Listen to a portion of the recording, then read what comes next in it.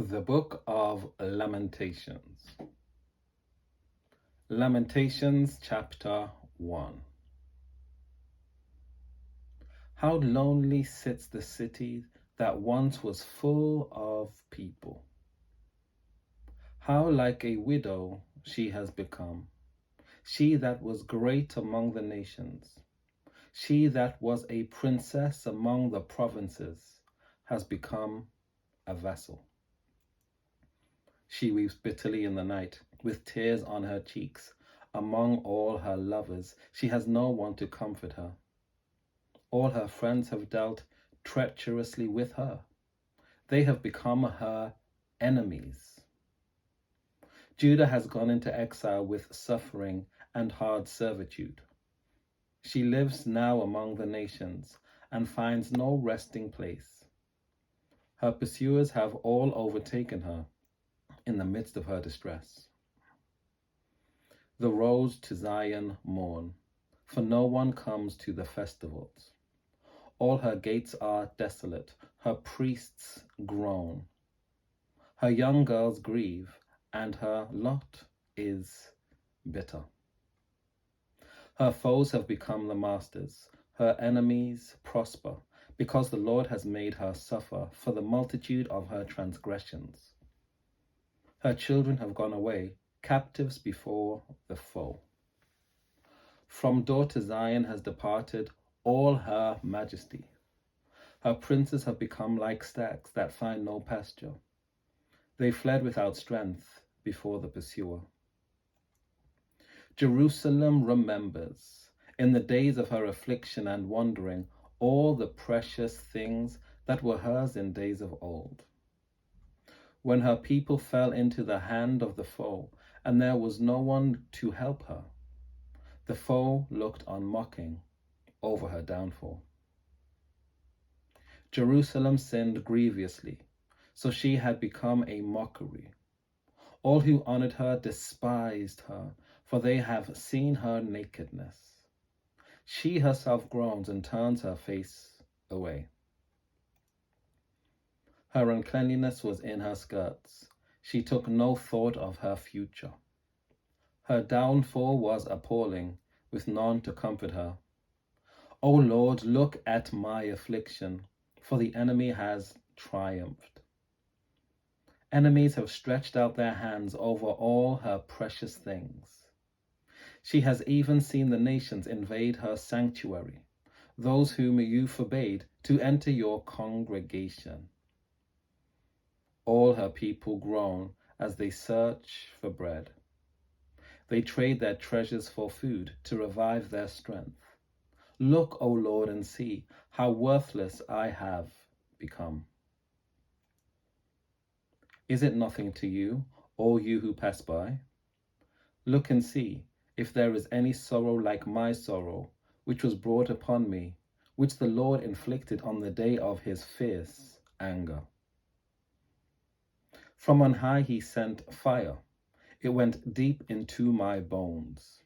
He spread a net for my feet. He turned me back. He has left me stunned, faint all day long. My transgressions were bound into a yoke. By his hand they were fastened together. They weigh on my neck, sapping my strength. The Lord handed me over to those whom I cannot withstand. The Lord has rejected all my warriors in the midst of me. He proclaimed a time against me, to crush my young men. The Lord has trodden as in a winepress the virgin daughter of Judah. For these things I weep. My eyes flow with tears, for a comforter is far from me, one to revive my courage. My children are desolate, for the enemy has prevailed. Zion stretches out her hands, but there is no one to comfort her.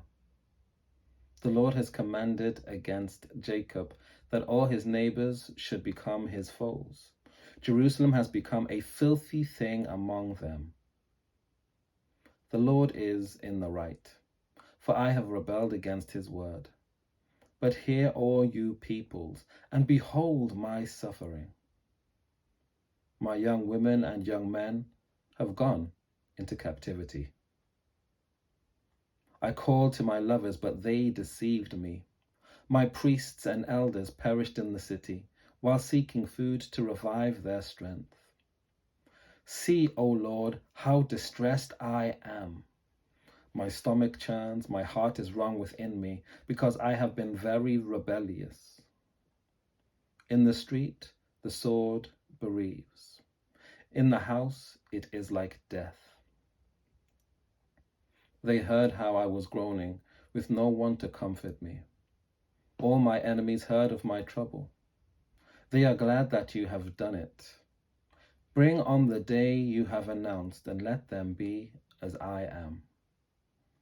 Let all their evil doing come before you, and deal with them, as you have dealt with me, because of all my transgressions. For my groans are many, and my heart is faint. Lamentations Chapter 2. How the Lord in his anger has humiliated daughter Zion. He has thrown down from heaven to earth the splendor of Israel. He has not remembered his footstool in the day of his anger. The Lord has destroyed without mercy all the dwellings of Jacob. In his wrath he has broken down the strongholds of daughter Judah. He has brought down to the ground in dishonor the kingdom and its rulers. He has cut down in fierce anger all the might of Israel. He has withdrawn his right hand from them in the face of the enemy. He has burned like a flaming fire in Jacob, consuming all around. He has bent his bow like an enemy, with his right hand set like a foe. He has killed all in whom we took pride, in the tent of daughter Zion. He has poured out his fury like fire. The Lord has become like an enemy. He has destroyed Israel. He has destroyed all its palaces, laid in ruins its strongholds, and multiplied in daughter Judah mourning and lamentation. He has broken down his booth like a garden. He has destroyed his tabernacle. The Lord has abolished in Zion festival and Sabbath, and in his fierce indignation has spurned king and priest. The Lord has scorned his altar, disowned his sanctuary. He has delivered into the hand of the enemy the walls of her palaces. A clamor was raised in the house of the Lord as on a day of festival. The Lord determined to lay in ruins the wall of daughter Zion. He stretched the line. He did not withhold his hand from destroying. He caused rampart and wall to lament. They languish together. Her gates have sunk into the ground. He has ruined and broken her bars. Her king and princes are among the nations. Guidance is no more, and her prophets obtain no vision from the Lord. The elders of daughter Zion sit on the ground in silence. They have thrown dust on their heads and put on sackcloth. The young girls of Jerusalem have bowed their heads to the ground. My eyes are spent with weeping. My stomach churns. My bile is poured out on the ground because of the destruction of my people, because infants and babies faint in the streets of the city. They cry to their mothers, "Where is bread and wine?" as they faint like the wounded in the streets of the city, as their life is poured out on their mother's bosom. What can I say for you? To what compare you, O daughter Jerusalem?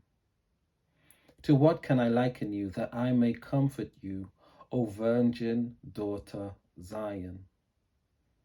For vast as the sea is your ruin, who can heal you? Your prophets have seen for you false and deceptive visions. They have not exposed your iniquity to restore your fortunes, but have seen oracles for you that are false and misleading. All who pass along the way clap their hands at you. They hiss and wag their heads at daughter Jerusalem. Is this the city that was called the perfection of beauty, the joy of all the earth? All your enemies open their mouths against you. They hiss, they gnash their teeth. They cry, "We have devoured her." Ah, this is the day we longed for. At last we have seen it. The Lord has done what he purposed. He has carried out his threat. As he ordained long ago, he has demolished without pity. He has made the enemy rejoice over you and exalted the might of your foes. Cry aloud to the Lord, O wall of daughter Zion. Let tears stream down like a torrent day and night. Give yourself no rest, your eyes no respite. Arise, cry out in the night, at the beginning of the watches. Pour out your heart like water before the presence of the Lord. Lift your hands to him for the lives of your children who faint for hunger at the head of every street. Look, O Lord, and consider. To whom have you done this? Should women eat their offspring, the children they have borne? Should priest and prophet be killed in the sanctuary of the Lord? The young and the old are lying on the ground in the streets. My young women and my young men have fallen by the sword. In the day of your anger you have killed them, slaughtering without mercy. You invited my enemies from all around, as if for a day of festival. And on the day of the anger of the Lord, no one escaped or survived. Those whom I bore and reared, my enemy has destroyed. Lamentations Chapter 3. I am one who has seen affliction under the rod of God's wrath. He has driven and brought me into the darkness without any light. Against me alone he turns his hand again and again all day long.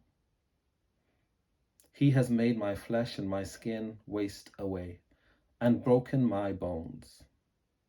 He has besieged and enveloped me with bitterness and tribulation.